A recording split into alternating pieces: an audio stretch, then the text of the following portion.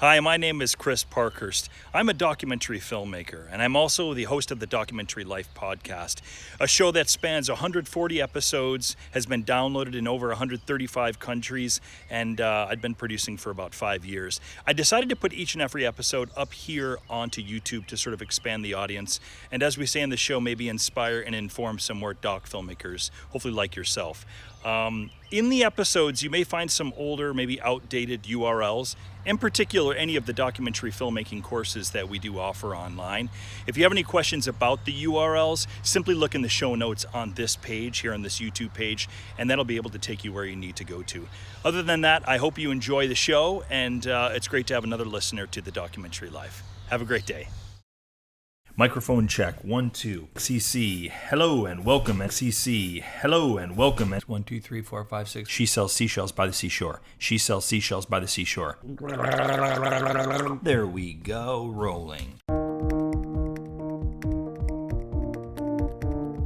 I feel like I shouldn't even say this on this podcast. It's just like, and I'm talking mostly about doc film, but like when you get into narrative film, there's snakes everywhere, you know, and you get in, like it's very, very strange to have to deal with like the slipperiness of the business side.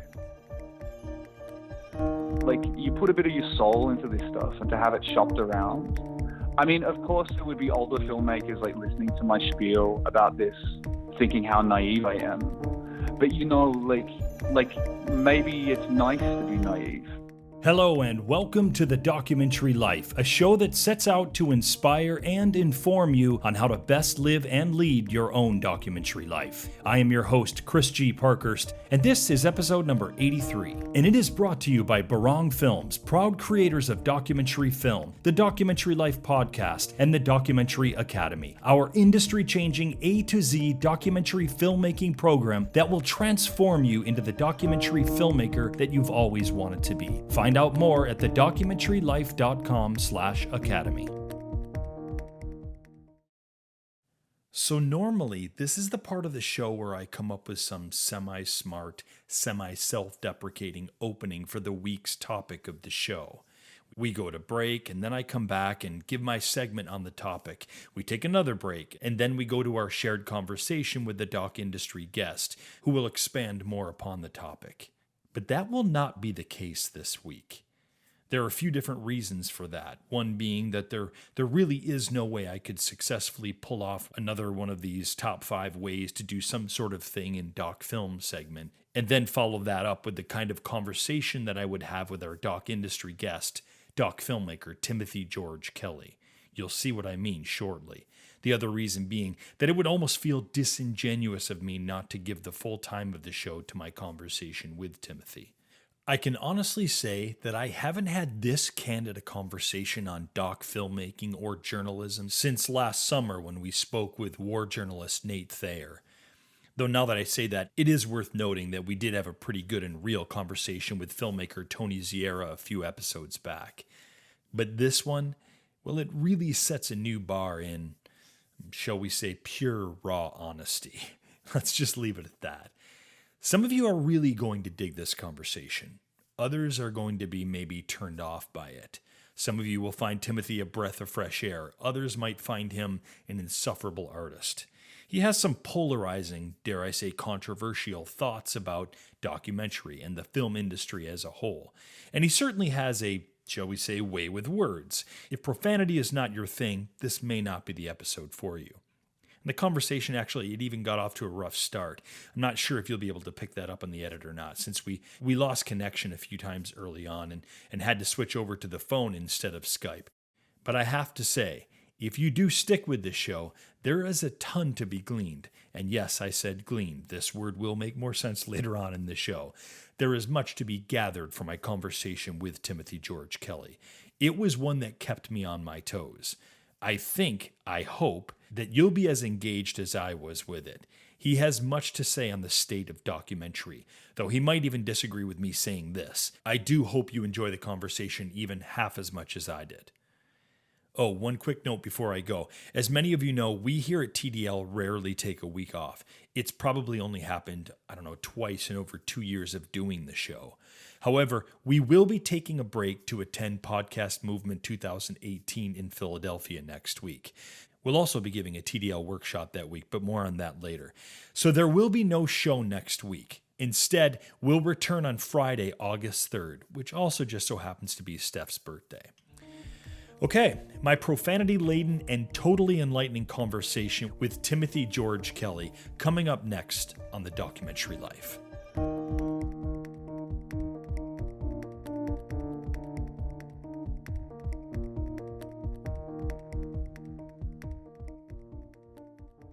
I've been mentioning over the course of the last few episodes that we'll be giving an evening TDL workshop in Philadelphia.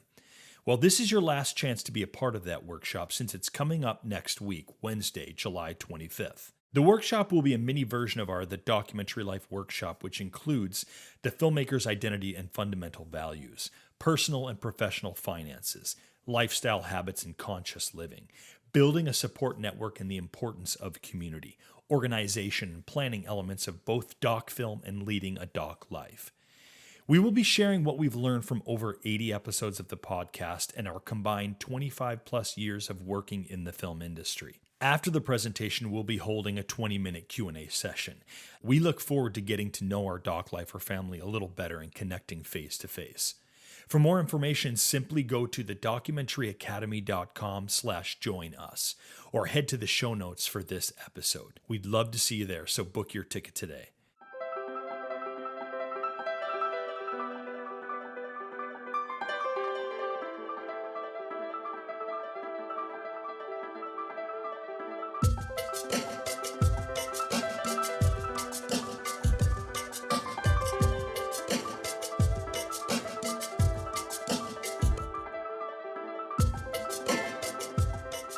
Timothy George Kelly is a filmmaker and visual artist who has shown work across Europe, Asia, and North America.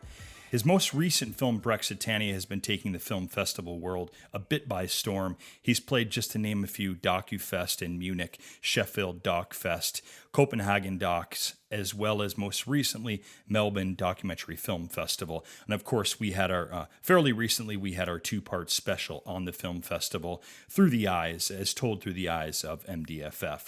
And so we are certainly happy to have Timothy George Kelly with us today on The Documentary Life, not only speaking about his film Brexitannia, but really about how Timothy leads his documentary life as well. Timothy, welcome to The Documentary Life. Thanks.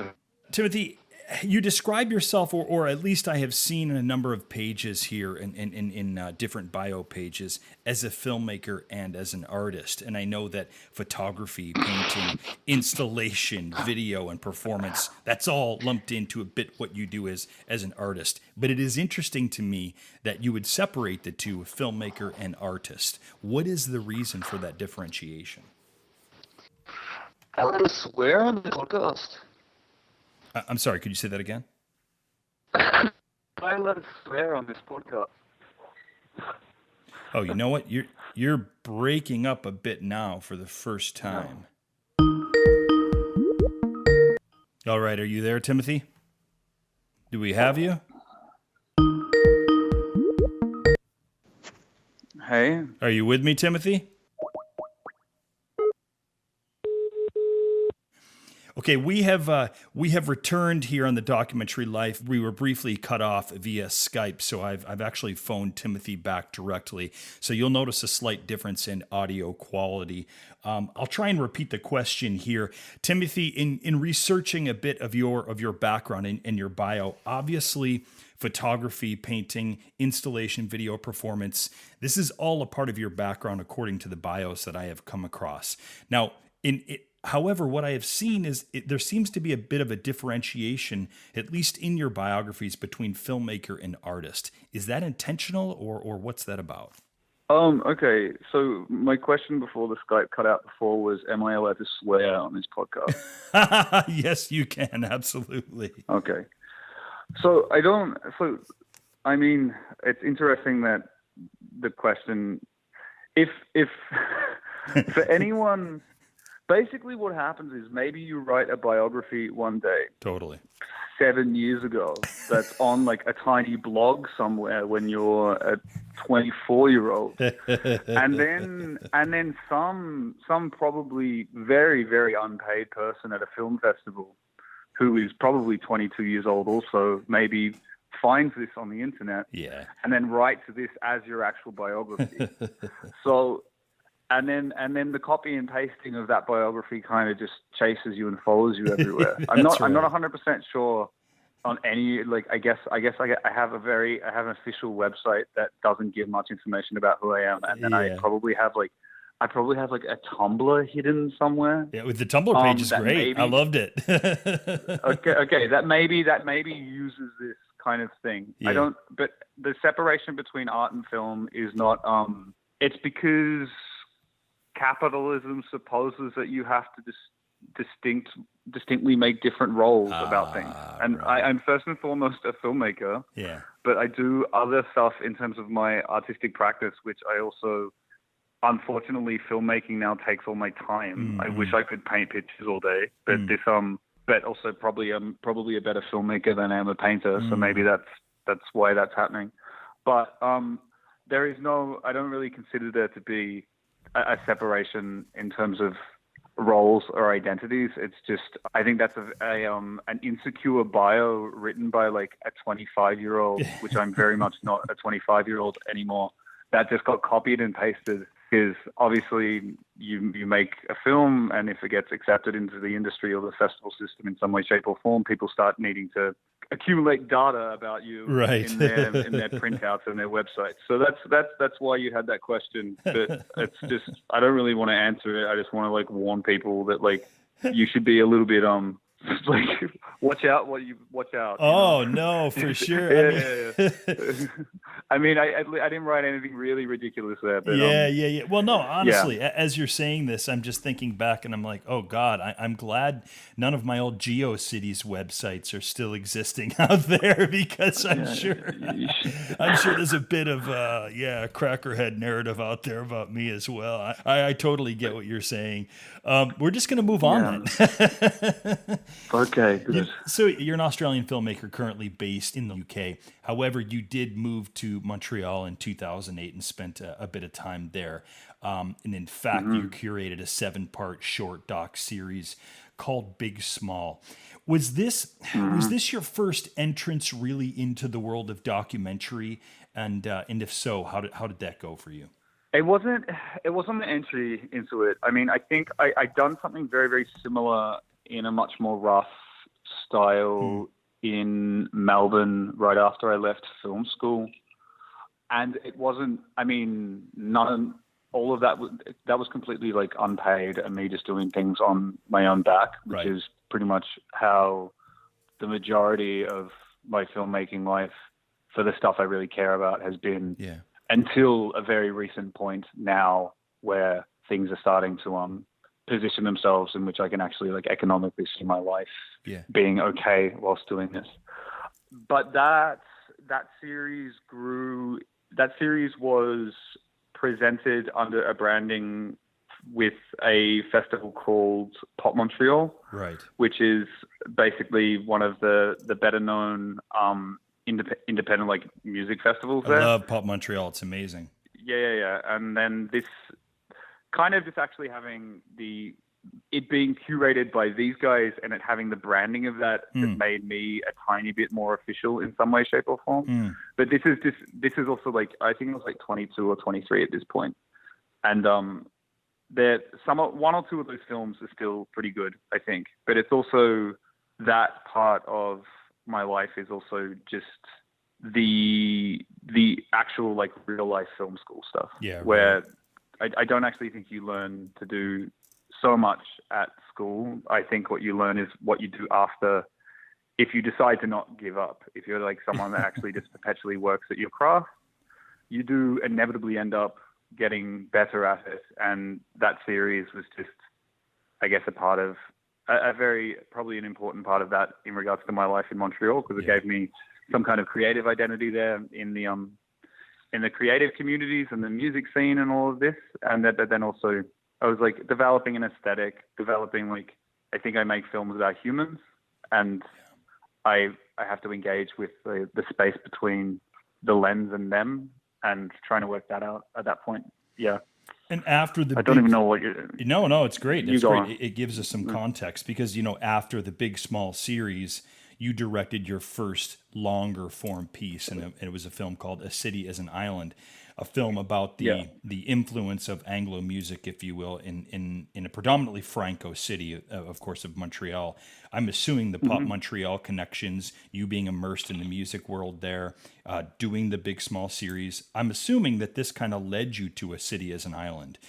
How did the film, so maybe you can help me understand a little bit better how the film came to be, and then included in that, I'd love to hear what were some of the bigger surprises and challenges in kind of making that transition to longer form? So, I mean, there's an interesting thing, I think, that I have. So right now in my life, I am very much like, in some way, shape, or form, have very much been like opened into the industry now. And I now have conversations with gatekeepers and certain people that were previously completely inaccessible and were actually completely elusive and abstract to me as a young filmmaker trying to actually make a life out of doing this. Right. What I think is a really unfortunate thing that has come of this moment in my life, when I talk to people that are in the industry, and I also talk to other people that are filmmakers, and then you're also engaging with like the cultural conversations you have about your films, is there's this idea that you're not allowed to talk about how you fucked up. And right. It really, really, I find it very frustrating. I find it very untruthful. It absolutely is. And I engage with producers, peer like filmmakers, and all these other people that are like, that actually are legitimately like, if you think your work is a failure, that you shouldn't actually say this. And I think that's completely wrong. Some people say because it could be disrespectful to like your audience, because there's audiences that like A City is an Island. There's people that legitimately think that this is like something beautiful and great and very important for them. But I really, really, really hate that film. Wow. But the thing is, I hate that film for a multitude of reasons. Well, let's get into that, because did you hate the process? Did you hate the material? Did you hate the subjects you were working with? What was it? Yeah. Okay. No. So the first, I will set some kind of context, and also like no one from the film will probably end up listening to this podcast, but like I don't dislike anyone I made the film about at all. Right. The thing is also, I'm interested in feature length and long form cinema, like documentaries and cinema that give you the amount of time to actually take in a true narrative and understand like a thematic framework, and give a director time, which is like the most important, which is like the only thing that like films actually really require. The time to actually like do something, as opposed to just trying to do something very aesthetically or sonically experiential and great over like a 3-minute like music video or something like this. Like I want to be able to play with a format which allows people have to sit in a room, and you have to do like, you have to think, you go through things, and it's like, it's a massive privilege to do this. Right. And I've always wanted to do longer form content. I was a guy in Montreal, and I don't know if you know much about the economic situation in Montreal, but it's not the most hustling, bustling, like opportunity-ridden city. Like everyone I knew was pretty poor. I was extremely poor, but I decided, fuck it, I'll do this anyway. The issue is also, I was kind of ignorant in my, and I think I made a lot of classic mistakes that a lot of people make, where maybe just the sheer motivation and the inspiring nature of just being young and dumb allows you to like take on projects which are massive. Yeah, right. That, to be honest, most people don't end up finishing. And the thing is, I'm quite a stubborn person. You and me both. And I do think I have a problem in which I work too hard. I'm completely jealous of people who know how to relax every day, you know? Like this is something that I think is an enormous skill that should be celebrated and that should be taught to people. But basically, A City is an Island took 4 years to make. It was pretty much solely only shot by myself. And most importantly, as a failure for myself, is I think it was a film which did, in the end, document a certain thing that hadn't been documented in documentary, especially at the point I'd been making it. A couple more films did come along in that period and then the year after, but like just talking about the Anglo scene there, which is a very, very, very specific thing, but also, to be honest, the largest and most important music scene coming out of that place. Like there's bigger things with Jazz Fest and everything like this, but Jazz Fest is corporate bullshit.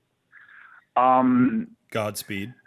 But I mean, Godspeed and all of this is like this is what this scene is, totally. And then how that grew up into things such as like Arcade Fire and Grimes and like Mac DeMarco or whatever you want to talk about, right? And whatever. There's not so many like massive people coming out of it now, but there's such a Montreal's a perfect place to spend your 20s and to be a shithead musician who learns by failing. Yeah. It's a very soft city, a forgiving city, and a great place to like go after that art form in your 20s. Yes.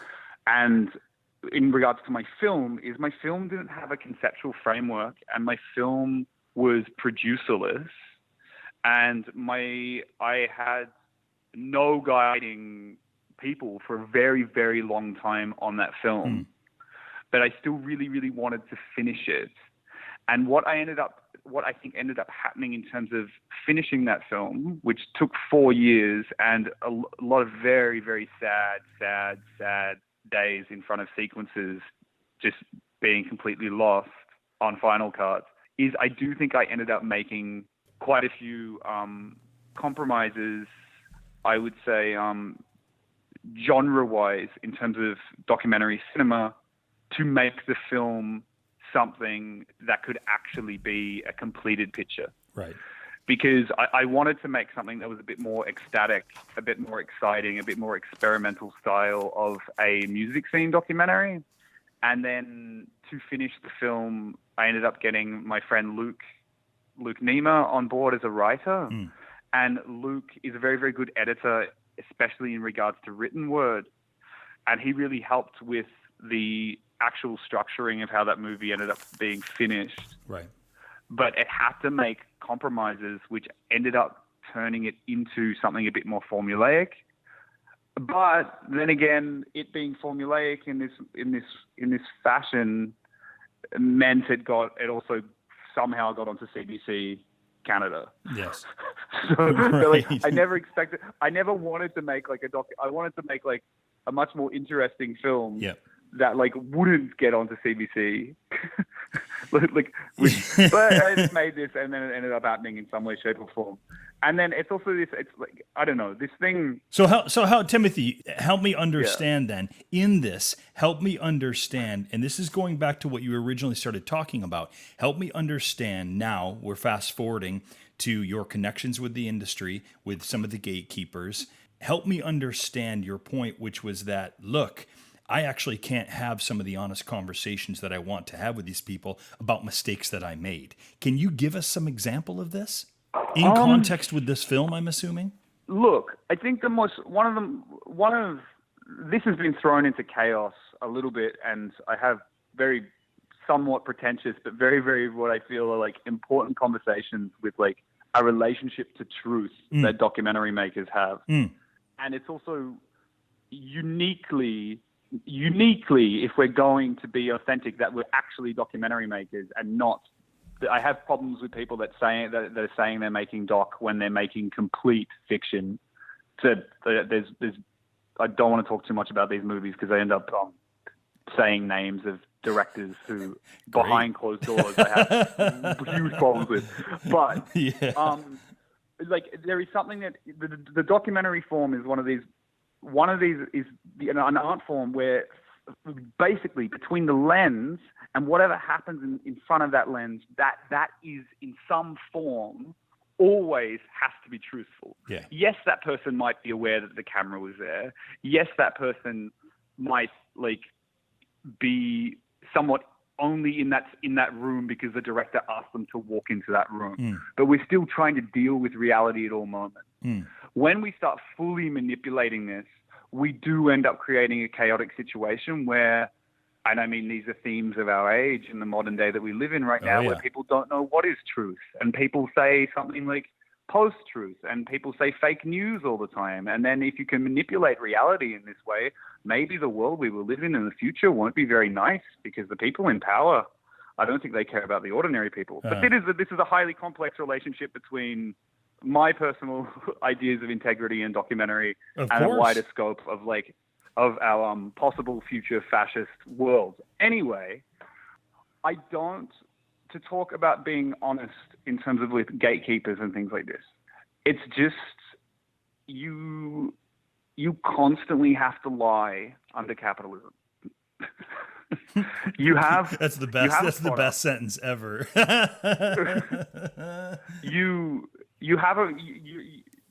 But it's also such a strange thing, because a lot of I hope real film, like, you end up having these conversations with like audience members and then other filmmakers about like who is like a real director, who's like a real filmmaker or something like this. And then you hopefully like someone has poured their like fucking soul into this thing. But then you've also made a product. That's right. And it's very strange. Right now I'm developing like people around me who like the films that I make, that are the gatekeepers to me. So they will be the business people that will execute the language that is required to make the commodity, which is like the films I will make in the future, something that is like completely fine to like the industry bodies. But I did find it like, it was also because this thing, when I made Brexitannia, A City is an Island played like, I think 12 festivals. I think I went to like 5 of them.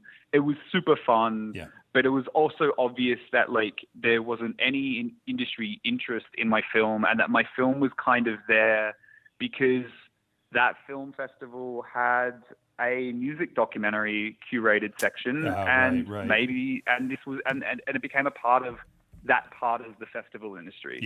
And I didn't have a sales agent, so I wasn't making any money off that. I was lucky enough to, most of those festivals were nice guys who offered hotels and flights. So this was fine, but it's still perpetually feeling like a very, very little fish in a big pond. And then I made Brexitannia, and I think I earned a bit of respect from this. But man, it's just like I feel like I shouldn't even say this on this podcast. It's just like, and I'm talking mostly about doc film, but like when you get into narrative film, there's snakes everywhere. You know? And you get in, like, it's very, very strange to have to deal with like the slipperiness of the business side. And it really, because, and it'd be funny. There's like a producer that I'm working with right now who I talk to about this all the time right now. And if he could hear me through the wall, he would probably be like saying, "Shut up, Tim. Shut up."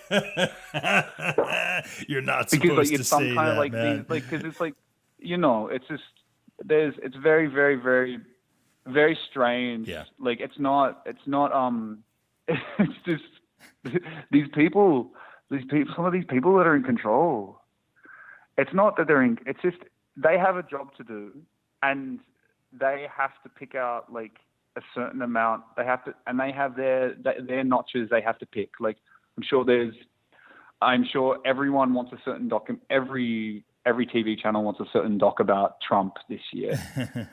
Maybe there's something, there'll be like an identity politics doc that has to be on every like TV channel in every region, and these things. But like to get like shot, like, you put a bit of your soul into this stuff, and to have it shopped around.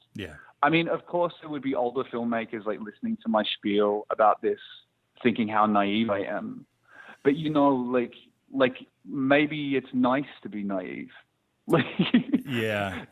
Like the realize it's also this thing where like you kind of you start like to use like you're doing what you want to do and you're finally like finding some footing and autonomy financially, and then it was like it's very, very strange. Well, but I'm sure you'll edit this. It's I don't know, man. I may just play this straight. Here's the thing: you mentioned early on in the conversation that you feel like you're getting to a place now as a filmmaker where you can see, okay, there's potential for sustainability here for myself as a filmmaker, and you had to be. Well, I can't assume that. I can't say that, but making a film like Brexitannia, I would imagine you had to have been aware of, look, the timing couldn't be more perfect. It's one of the first about Brexit. You're chronicling. Yeah, but I fucking made it. I made it in black and white, and I made it in 4:3. Well, absolutely. We're going to get to that. We're absolutely going to get to that. I didn't make something. It's not. It hasn't been. I made these extremely strong creative decisions. Yes. That basically made it impossible for any TV like programmer to program the film because they won't go near anything in this way. There's also a shot in. Are you sure that that's happening? Like, you must be reaching out, or someone's reaching out for you for TV programming. Yeah, are you saying, look, it's not happening for this film? Like, it's not going to be seen on ITV. It's not going to be seen on Channel 4. It's not going to be seen on BBC. Fuck no. Because you're saying they won't touch it. You're sure of it. Yeah, I'm saying that because I know this.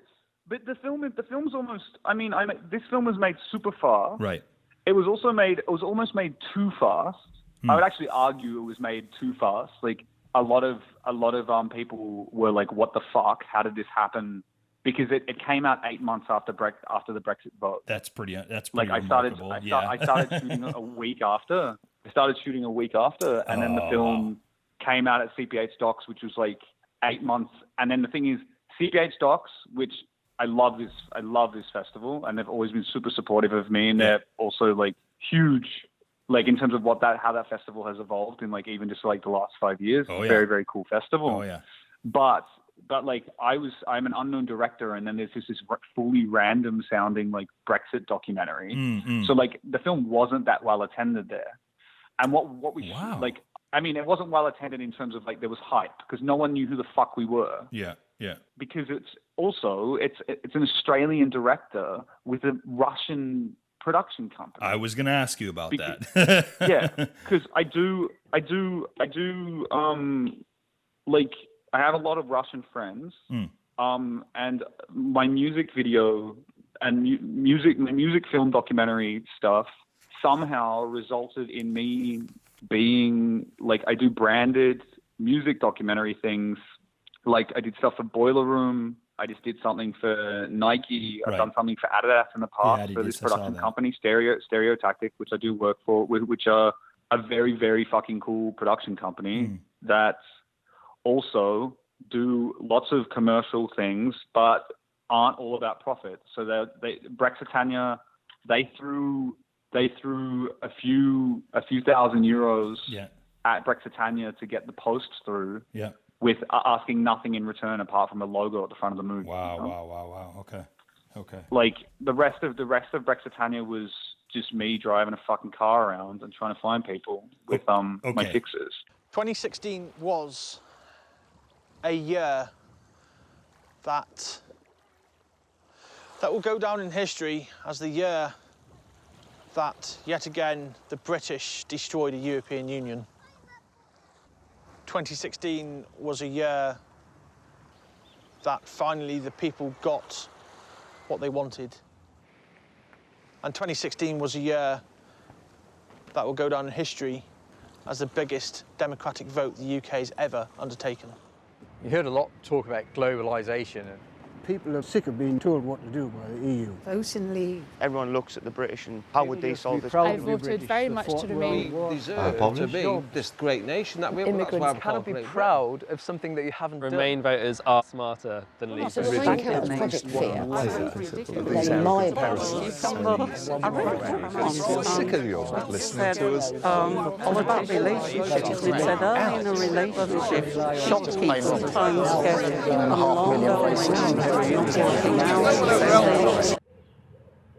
in a democratic society, everybody becomes an expert.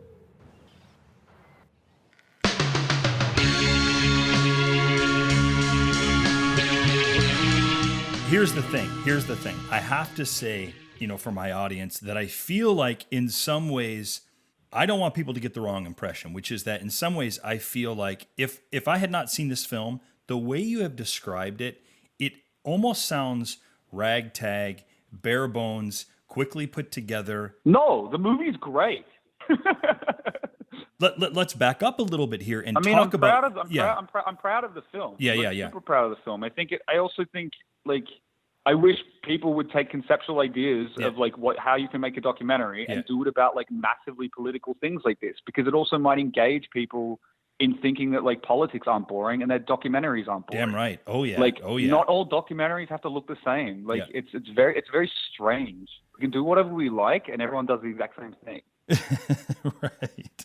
Well, I want to talk to you about your decision, and this is going to seem like a basic question given what we've already talked about, but I do want to back up, and I want to talk because it's very striking to me, right? And it would be to anyone who sees this film, the decision to go black and white.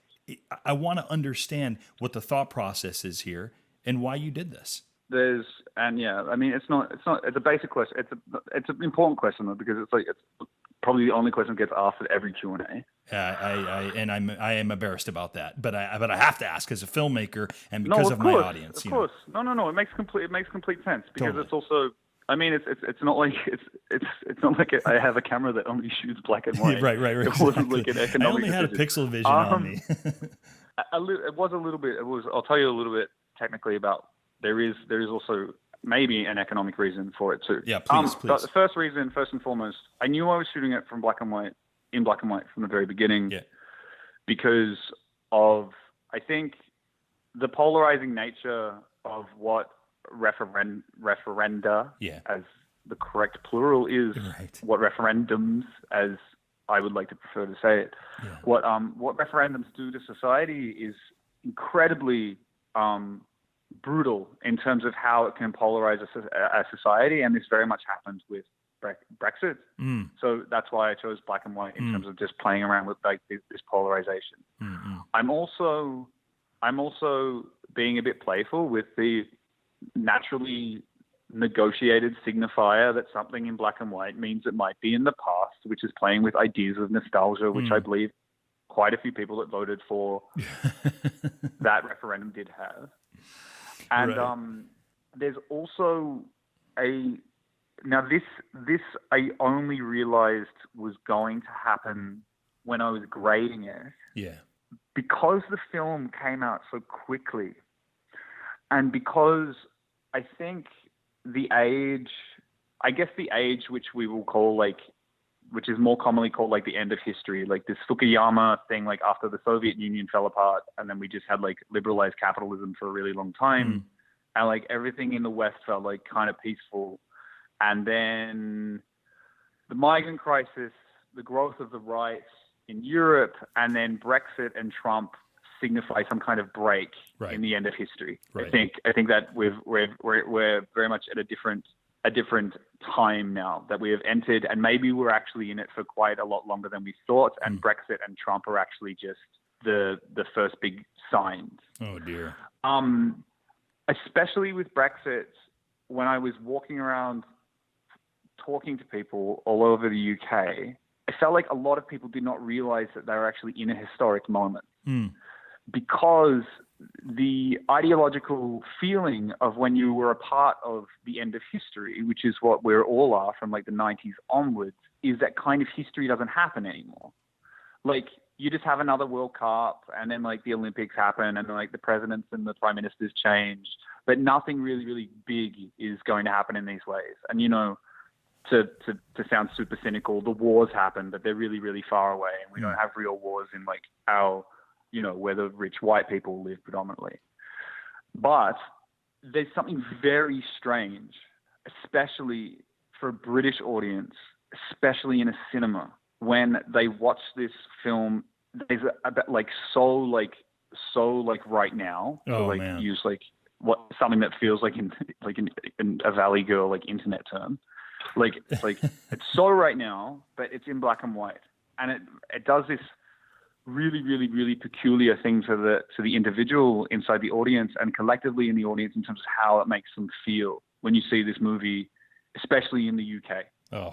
And this like it's like deterritorial, like they're being deterritorialized by like space and time in a way that kind of fucks with the audience. Right. In what I think is a very interesting way, and what means that like you can't walk, you're not going to walk out of the, you're walking out of the movie definitely thinking like a complex series of things, because this is what the film is also about. Like the film is trying to do a portraiture of like complexity in some way, shape or form. And then, yeah, it was that for that reason in like this I found super, super interesting, because also a lot of audiences did agree that this is how it made them feel. Yeah. And then to make a joke, not a joke, a very, very truthful thing about I didn't have a camera that could only shoot black and white, but I did not have any money, and the camera I owned personally, which I think is a piece of shit, I knew I could shoot spectacularly well on this camera because I was a DOP too. Yeah. I knew I could shoot it really, really well if I didn't have to deal with RGB space, and I only had to deal with black and white. Right. Because I shot it on a GH4 without any assistance, without any artificial lights, and I mean the GH4 as a camera, especially considering what it costs, especially considering what technology used to be like 10 years ago, is an amazing camera. Yeah. But in terms of like putting things up on a cinema screen, like, and also like I have a good eye as a cameraman, but like I wouldn't be hiring me as a cameraman on like a 500,000 pound documentary at all. I'd be getting someone else. So I also was able to just shoot with more confidence, knowing that the whole film was going to be black and white because I had that camera.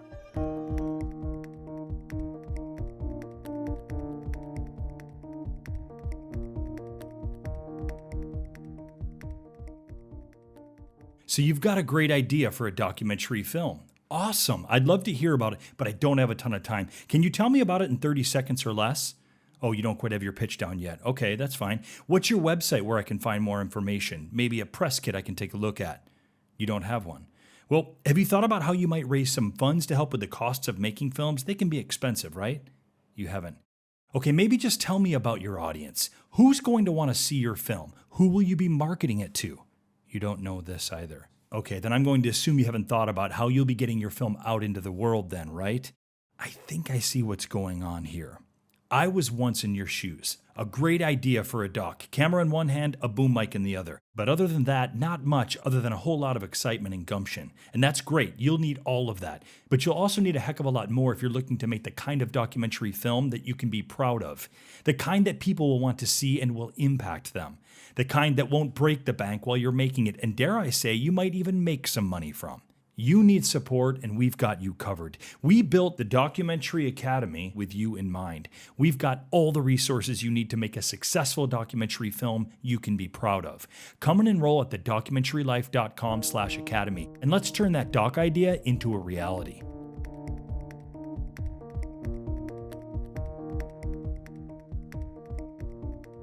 How much testing did you do to see how it was going to come out black and white?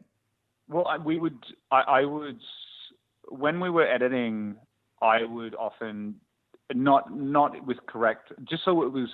I think editing is an emotive process. So I'm not the kind of person. I will have like, especially if the film's going to be in black and white, we would be editing, and we would have just take all the saturation out so you could at least see, and then up the contrast a little bit. even when we're editing, so that you can feel a little bit like what it's going to feel like. That was part of the process, like, of course. Absolutely. Like, cause editing that in color, and then one day at the end of the whole post process, it being in black and white would have felt very strange. But it's just like you filmmakers, you don't just make things. It's about like how things emotively feel. So I think not watching it in black and white would be crazy. Well, I think, I have certainly gleaned, if nothing else, from this conversation, that very much. What does gleaned mean? So I've gleaned from the conversation. I've gathered, if you will, from the conversation. Okay. I've gathered that the emotive aspect is you're a very process-driven person. I am as well as a filmmaker. For me, a big part of it is yes, of course, there's the end product, if you will, but it's about the process. It's what I love. The actual filmmaking process is what I love most about it. The actual film at the end, yeah, half the time I'm like, it's okay. Yeah, it's a film. I finished it. I did it. But the process of it, whether it's in post, whether it's in actually filming, whether I do a lot of work overseas in developing countries, I love engaging with other cultures. That's a big part of the draw, is that process of it. That's what filmmaking is for me in many ways. I think that you're similar in that fashion, and that it's very much. I disagree. About the process.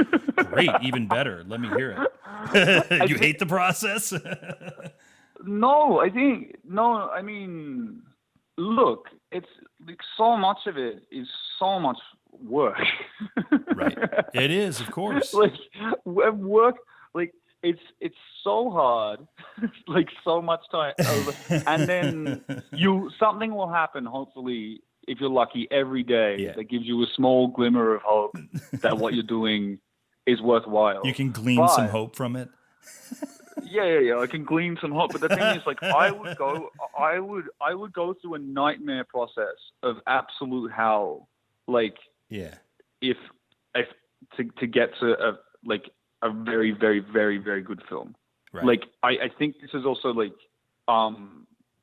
something about my, like, I just directed a thing for I won't say too many things. It was for a very, very big corporate brand in a foreign country, and the shoot was an absolute nightmare. Well, that's because you had to play by somebody else's rules, right? No, but the rules was complete absurdity. It was, imagine if you had to do like, you had to make a movie about like a dentist, and then you find out that the dentist lied to the client, and that the guy isn't even a dentist. Oh, wow. Okay. And the problem is, then you have a production company that has this job and this budget that has to make this money out of this production. And then you find out whilst making the film that the guy isn't a dentist anymore. Oh, God. And you're doing, like, let's just say we're doing like a toothpaste commercial. But there's obviously contractual like obligations that, like, if like some, like, these chaos, like massive disaster causes, which could mean that the whole film gets like pulled apart, like, or just pulled away, and then the production just dies. Right. So then, like, I think the one thing that, like, I took from like PAs and stuff in terms of like what I dealt with, I could have really, really, really, I can't believe I'm calling this like the toothpaste project now, but like, I could have really phoned in this toothpaste project. Yes. Like, after this point, because it was truly, truly the most absurd, impossible situation to make a film about. It's like you have to make a film about blue, and then suddenly the blue that never existed in the world anymore. And then, so it's just like the way that we like played with like these lies, and like the extra effort I went to for this like bullshit was, and the amount of like, I gave too much of my soul for these articles. I was going to say, what's that doing to your soul as an artist? Yeah. Like, I think it's like very, like, but it's also like, because it was a film, and there was another opportunity to make something that was like very, very cool. And then it was a client-based project, so then the client gets their hands on it, and then you don't get to make the thing you wanted to make because that's the way that it works. But yeah, I think sometimes, even if the process is absolute hell, I will still push through, and I will just constantly complain about my spine, because my for some reason it appears that stress accumulates in my spine as a physical reaction. Yes. But it was luckily in a country that has sauna culture. So I'm very much a fan of the banya, and this helps me through the night. Actually, I went to banya this morning, so I'm feeling pretty good today. For you. Okay. You've really loosened up in this conversation. Yeah. Oh man, there's a very strong part of me that just feels terrible to do this. Like it feels wrong to wrap this conversation up. But my editing is going to be hell on this if we keep going. Yeah, sorry. But the truth of the matter is, this has been. I guess I had no idea what to expect talking with you. Maybe I had an inkling after seeing Brexitannia, but this has gone in so many delightful and unanticipated directions, man. This has been amazing. Yeah, just like I talk like apparently because of the way I talk, I won't have a career in 5 years. So thanks, good luck to me. There you go. So Timothy, as we wrap up here on the documentary Life, how can my listeners see Brexitannia? So if you're in the UK, you can watch it right now on iTunes. And everywhere else in the world, it will be available on iTunes on September 4th of this year. So I guess if you're listening to the podcast as it comes out, it's in a couple of months. But please wait, the film will finally be out. Yeah. And of course, we'll go ahead and get those links up on the show notes for this episode. And of course, once it's released worldwide on iTunes, we will update that information. So certainly come back to the show notes. And Timothy, man, what a pleasure! Thank you so much for agreeing to come on. And I know we can't give details. You're in an undisclosed location, if you will, currently working on your new project. But it sounds, as you and I have talked offline, it's even bigger in scope than Brexitannia. Let us just say that. Yeah, my spine hurts already.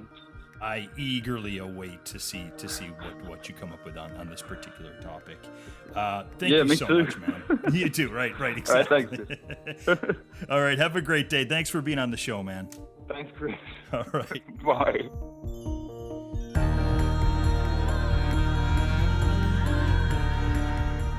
Hey, can I ask a quick favor? If you found this podcast helpful in living your doc life or making your doc film, will you help us share it with more people by giving us a stellar review on whichever platform you use to listen to this podcast? We'd really appreciate it, and you'll be helping the doc filmmaking community find us. Thanks again for listening, and we'll see you in the next episode.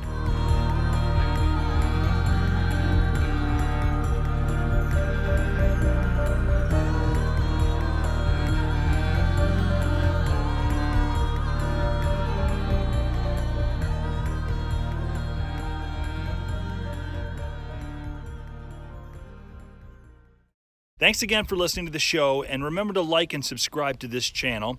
Also, remember, for any of the URLs that may or may not be outdated and you want to get the most up-to-date information, perhaps for the documentary filmmaking courses, for the blog, for other episodes, just go ahead and check in the show notes below on this YouTube page, and that'll give you the correct URLs to use. Thanks again. Have a great day.